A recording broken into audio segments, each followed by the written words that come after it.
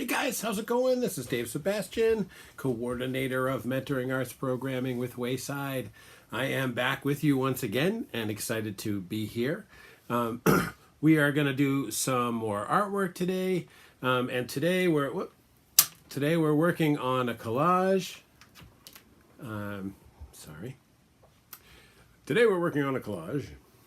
Need some more light too. A little more light here.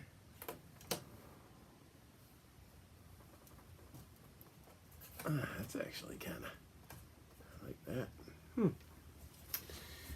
That's a little better, right? I don't know. It's actually not that much better on the screen here. Well, what are you going to do? Anyway, we're going to work on a collage about Wilson Fisk, the Kingpin, who I'm not totally sure, but I think he premiered in the Spidey comic, because in my mind, he's a Spidey villain. He's a huge villain for Daredevil, and now he's pretty much a significant villain throughout the Marvel Universe. But back in the day, he started out, he was a Spidey villain. And I've been doing a lot of Spidey collages over the last couple of years because Spidey was my book growing up. That was always my favorite hero. I used to go to New York a lot, and Spidey was super engaging, and this idea that you could be him, or that you might see him go by, and you could even see Stan's motivation to have Spidey swing building to building when sitting in traffic in New York. So I've been excited to do some stuff with Spidey. I've sold a few of my collages with Spidey. I had one that was a Mysterio one, and a couple of others. I have one up here that's a Man-Wolf one that's really about Jameson's face. And I'm always interested in doing more Spidey collages. I'm trying to do several I did a Sandman one. I'm trying to do one for each of the first 10 issues. Reprints, of course, because I'm not going to damage any real Spidey, first 10 Spideys, obviously. In fact, that's a good thing to mention, which is that this project today is about my larger project, which is called hashtag The Open Comic, which is on Instagram. You should check it out. I have 76 collages on there, all based in comics. It's a reinterpretation of the media to bring it to my young adults in a really low impact, palatable kind of way, which is with no words, and just kind of exploring the comic. Like when I first got involved in comics, I was like 6 or something, and they blew my mind with the artwork, and still today, in fact, comics art has only gotten better in my lifetime. But the stuff comes out, you look at it, you read it, and then it's gone. It's just in a box, And now there's been some galleries of comic artists, and there's been some, really interesting stuff happening in relation to comic art, and I love that, but I just don't feel like, I think that's great, I think that's really great. But of course, it's not specifically my interest in comics, and I would need more than one to necessarily describe what my interest in comics are. So I decided I would start this project, which is about creating, showcases for comic art and that didn't have words, so that anyone could look at it and try to get the story, for themselves. And and then as I started doing it, I started to notice that there was a very easy to create a passive story out of the trim stuff. You could remove the story that the artist was trying to tell, or remove a piece of it and reinterpret those things however you want. One of the best examples was I was reading a BPRD book, which is part of Mike Mignola's Hellboy universe. Hey, dude. And there was a great fight scene in it between a Wendigo and a were-jaguar. And I needed to have that as part of my house. Find it there? You didn't put water out of it, I could see. I didn't. Was I supposed to? Yeah. Well, you didn't ask me to. It was plugged in forever, and it's only 60 or something. True. There's a bad charger, it's all kerneled up. Is it? That one there? Mm-hmm. Oh. Well, off you. Thanks for stopping by. Bye. That was our boy Mac. Thank you for the Mountain Dew. Oh yeah. Hope you had a good day at school. Yeah. We played boys versus girls, Yeah. but the boys won. Boys versus girls, you know. We tagged each other. Yeah. And the hardest one is because Alex broke her arm, Oh, I heard about that. so we had to really lightly touch her. Oh man. That's too bad. I hope she gets better quick. Oh, what are we talking about? Oh yeah, my project, right? And so what I wanted to do was I wanted to, number one, be able to show the young adults I work with, hopefully some of you guys out there, the comics art, and in a palatable way. And then, or in a very easy to assimilate kind of way. And then once I started doing it, I realized that there was two ways to interpret it. I can absolutely show young adults stories and art from, hi Maul, from the comics, but we can also be able to create our own stories with those characters. Oh, let's get rid of that. Hey, look, it's Molly. How's school, Maul? Boy, that's a lot of Nutella. Where's Mom? I'm gonna go where's my pad? Over there. Whoa, don't get it on me. Sorry. She's going to get it on me, you guys. You know what's going to happen. Got it? Yep. All right, hon, how's school? Good. See you later. Love you. I'll be in my room. We're gonna go to Five Below at like 4 I heard that, yeah. or something. Okay. All right, guys, back to work. Let me show you something. Hey, a little better lighting over here. This camera's a little clearer for me.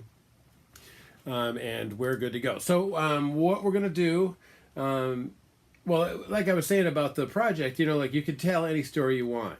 And you could change the artwork to move it around to typify parts that you like. What I was saying was there was this fight between a Wendigo and a were-jaguar. And it was this really beautiful sort of poetic battle, to the death. And I thought it was really, really cool and beautiful. And I couldn't see it being closed up in my box. So what I decided to do was to take that story and as close as possible replicate the battle scene the way the artist wanted to do it. That particular artist was Guy Davis. And it worked out really, really well because I could exaggerate the parts that I really liked and have it be sort of a juxtaposition of the parts that the artist, really exaggerated. Sorry, I got a character falling over here. So it's been a lot of fun. And we're going to do another one today. And the only thing I'm doing a little bit different today is usually, I'll walk you through the stuff that I do just to show you. And then we'll go from there.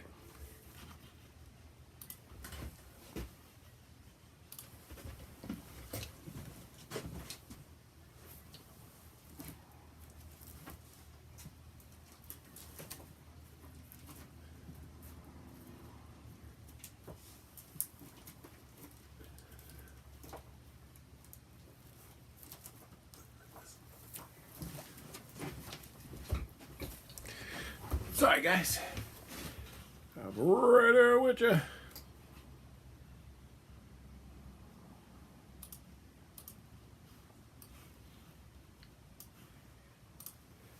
Alrighty, so this is a Stephen King comic, The Dark Tower. If you guys haven't read this, you have got to check it out. It is really exceptional.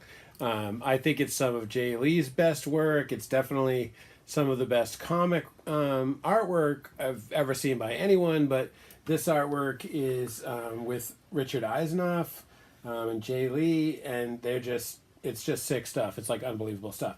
So the project we're working on is the Kingpin, and that's another book, but I've already taken Kingpin out of the book I was basing him from, which was Spidey issue 69.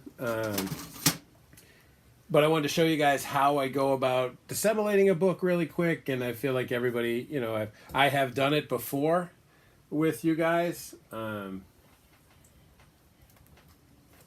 just move this light out of the way. There we go. So I just wanted to show you guys how I do it, even though I realize I have showed you before. But I think you guys will, it'll be a trip down memory lane, if nothing else. So you want to get your book open to your staples. I use this as a small dental tool. I don't remember where I got it at a flea market or something, but you can totally find them on Google. On Amazon. Anything you want. This one has like a pallet end, which is good for really tight stencils, and this, which is kind of a shovel end. So once you get your staples loose, you just pull them out. Please put your staples in the trash. I stepped on one this week.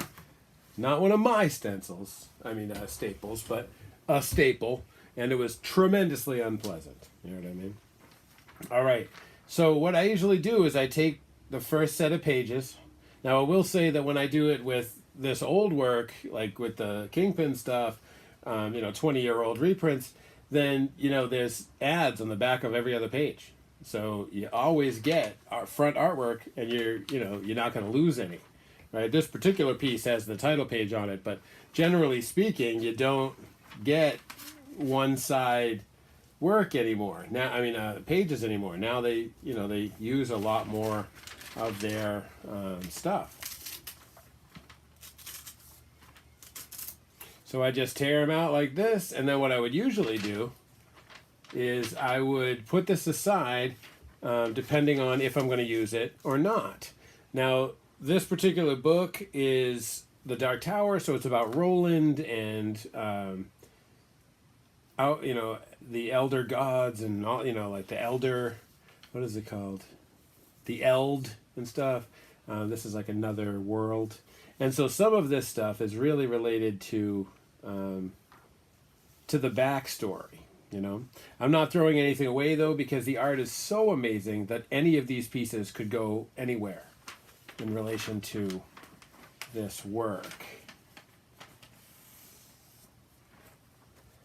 I turn the inside out so that we get a really clean tear. Oh, there's the staple that I didn't get out. There we go. All right, here's our next page. This is the last page of the book. So you have to kind of decide what you're going to use, right? Like this is the sort of my first decision, is you put it down on face up if you think that's the side you're going to use. And I would say, since this actually is Roland, then that would be the first thing I was going to use.